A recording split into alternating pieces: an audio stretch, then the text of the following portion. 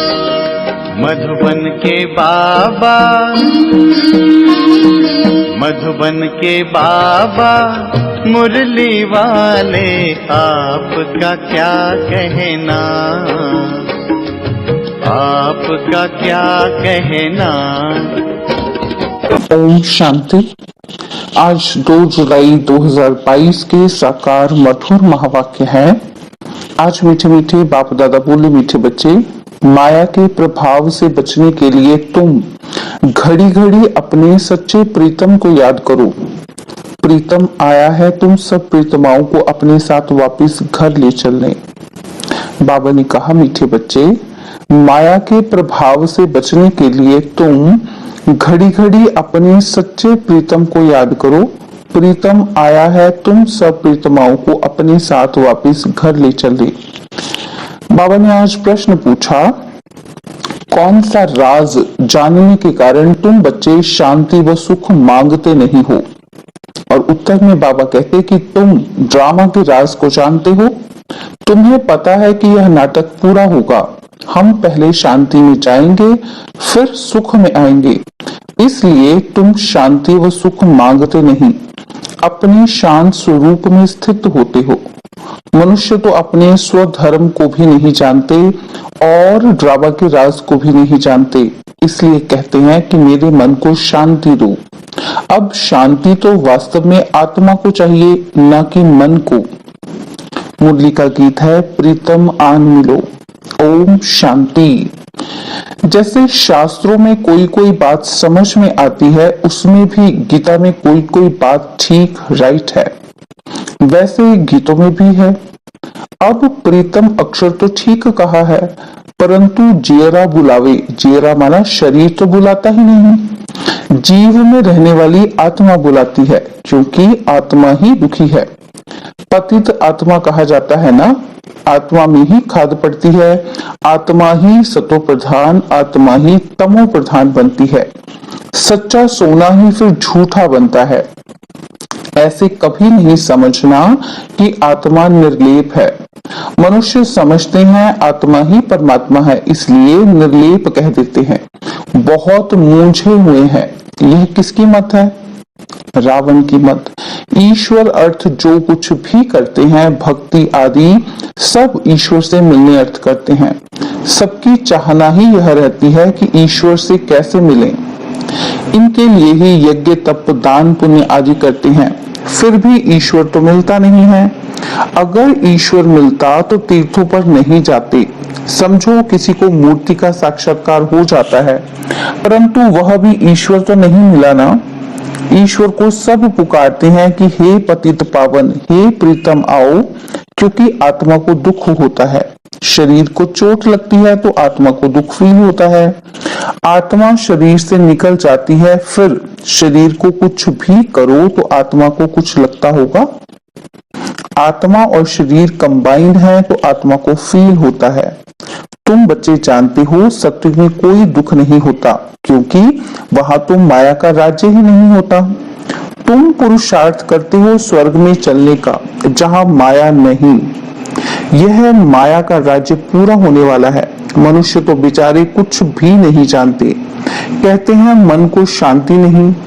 यह नहीं कहते कि आत्मा को शांति नहीं है, मन के लिए ही कह देते हैं। आत्मा में ही मन बुद्धि है।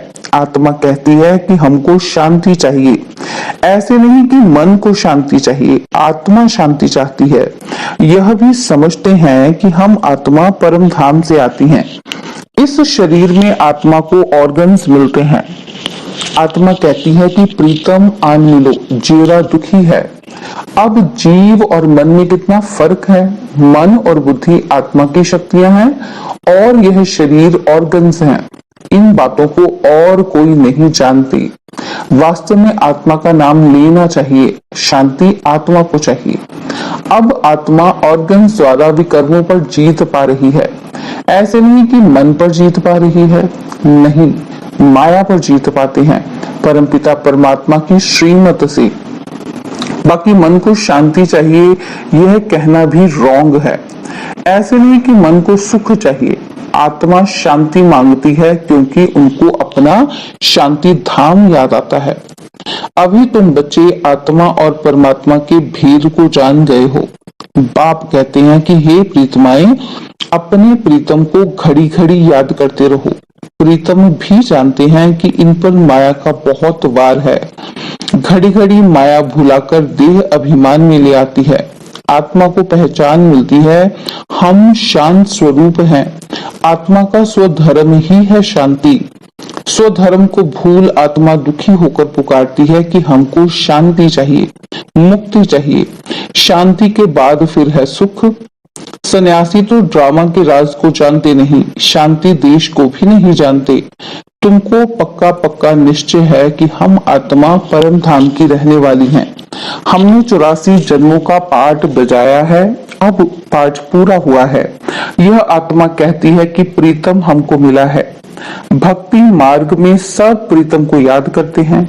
सच्चा प्रीतम एक है, एक का ही नाम लेते हैं। तुम सब समझते हो कि हमको प्रीतम मिला हुआ है। अभी इस साधारण तन में बैठे हैं, इनका नाम ब्रह्मा है। तुम ब्रह्मा कुमार कुमारियां हो, सबको यह समझाओ। ब्रह्मा कुमार कुमारियों के आगे प्रजापिता अक्षर न आने से यह मूंझ हो जाती है। प्रजापिता अक्षर ना होने से मनुष्य समझ नहीं सकते। प्रजापिता को तो सब जानते हैं, ब्रह्मा को फिर सूक्ष्म वतनवासी समझ लेते हैं। तुम प्रजापिता ब्रह्मा कहेंगे तो समझेंगे प्रजापिता ब्रह्मा कुमार कुमारियां बरोबर हैं। इसलिए पूछा जाता है प्रजापिता से क्या संबंध है। पिता अक्षर तो पहले है ही।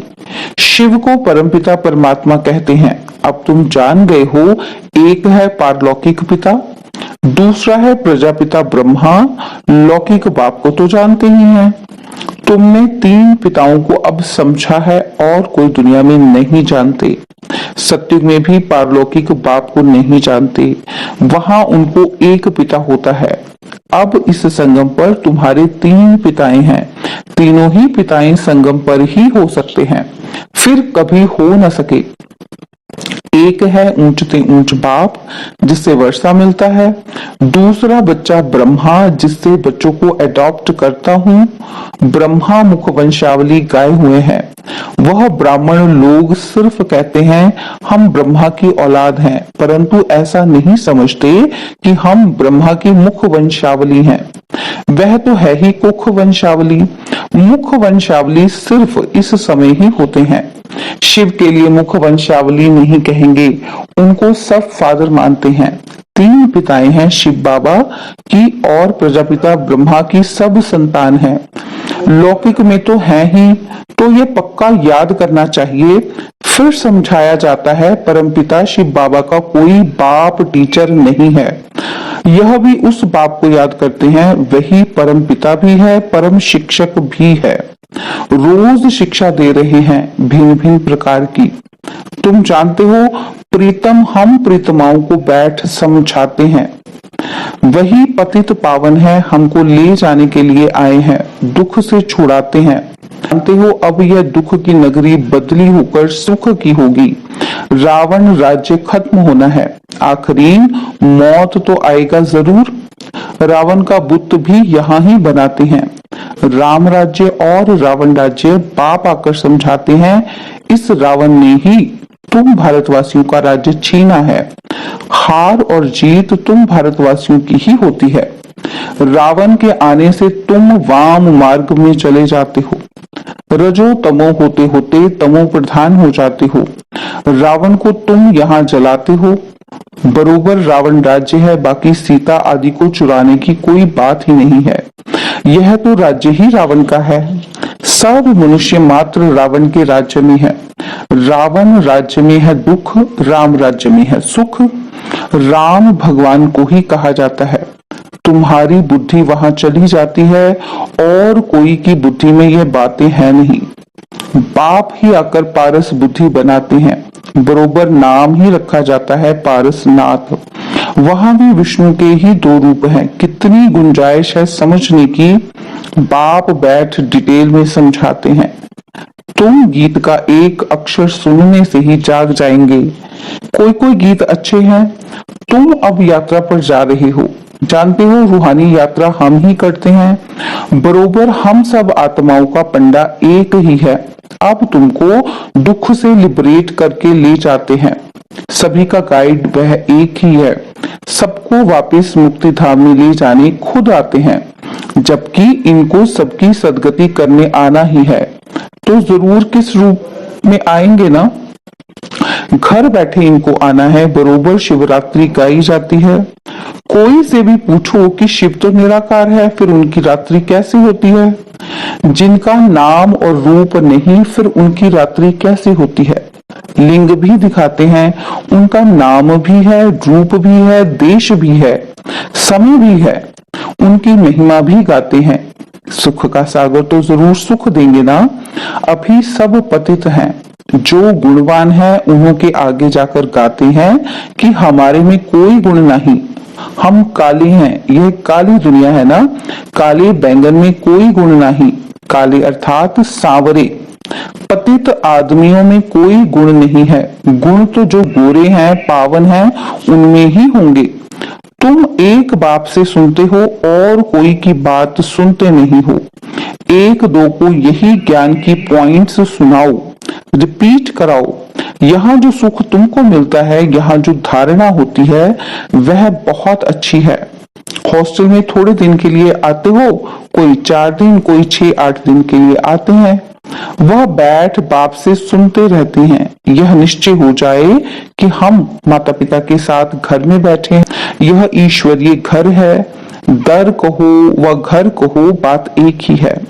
दर में आया तो घर में भी आया, दर से अंदर घर में आया तो यहाँ ईश्वरीय घर है, भाई बहन है, इसलिए इसको इंद्रप्रस्थ भी कहते हैं। यह ज्ञान सब्ज परियां है, नंबरवार नाम रख दिया है। यह है शिव बाबा की दरबार।